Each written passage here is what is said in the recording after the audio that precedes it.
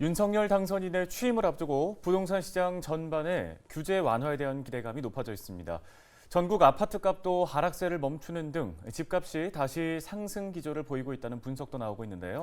네, 부동산 돋보기에서 자세한 내용 살펴보겠습니다. 코리아경제연구소 이재경 대표 전화 연결해 보겠습니다.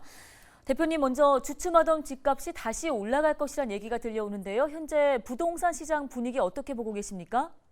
네, 요즘 부동산 시장을 보면 과거에 노무현 정부 때 규제를 많이 하면서 올라간 것과 같이 이명박 정부에서는 어떻게 보면 부동산 정책에서 꽃놀이패를 하였거든요. 그때와 지금 부동산 시장이 흡사하다라고 보여집니다.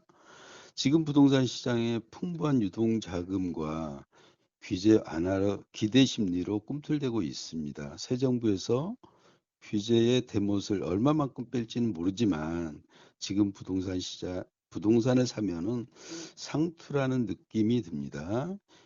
시장을 가장 현명하게 보는 것은 부동산 거래인데 지난해 보면은 거래 건수가 거의 4천에서 5천이었는데 지금 뭐 500건밖에 안 돼요. 이러한 것들을 참고하면서 어쨌든 부동산을 접근했으면 좋겠습니다.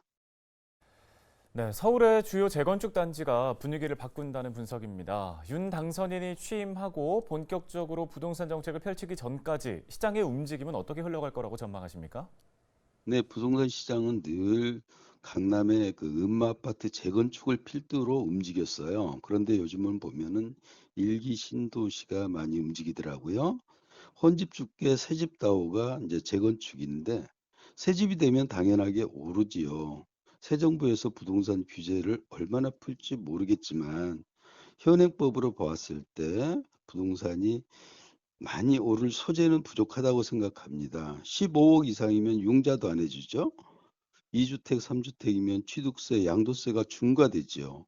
그리고 가장 중요한 것은 경기와 금리인데 시중 자금이 한쪽으로만 쏠림 현상이 있지. 그런데 어느 정부에서나 부동산이 값이 오르는 것은 싫어하거든요. 그러나 시장은 작동되게 해줘야 되고 또한 낙수 효과가 있어야 서민들이 먹고 살 수가 있습니다.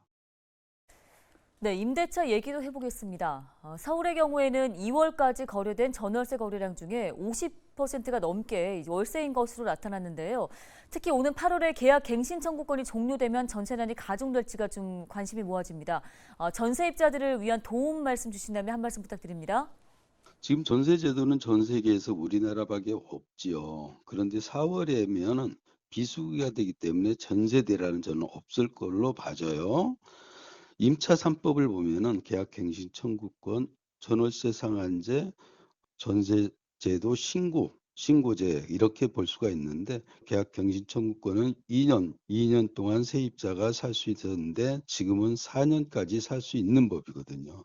이제 상한제인데 또한 상한제는 보면은 20분의 1을 초과하지 못한다라고 되어 있거든요. 즉 5% 이상은 인상하지 못한다라고 했고 또한 전월세 신고제는 6천만 원 그리고 월세는 30만 원인데 초과 시에는 한 달 이내에 신고를 해야 됩니다.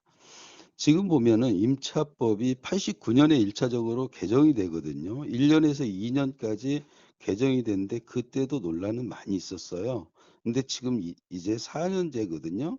그래서 4년까지 살 수 있는데 학기가 지금 3년제니까 제가 봤을 땐 3년도 괜찮을 것 같고 근데 폐지는 말고 약간 수정을 해야 되는데 임대인에게 세제 혜택을 주는 게 폐지하는 것보다는 낫지 않을까 그런 생각이 듭니다. 네, 오늘 부동산 시장 관련 도움 말씀 여기까지 듣겠습니다. 코리아 경제연구소 이재경 대표였습니다.